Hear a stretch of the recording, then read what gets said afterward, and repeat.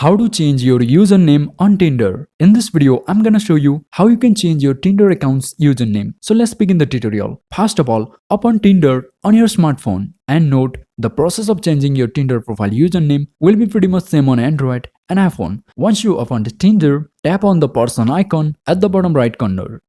Now in your Tinder profile, click on the settings icon at the top right corner. And here in Tinder settings, scroll down to web profile.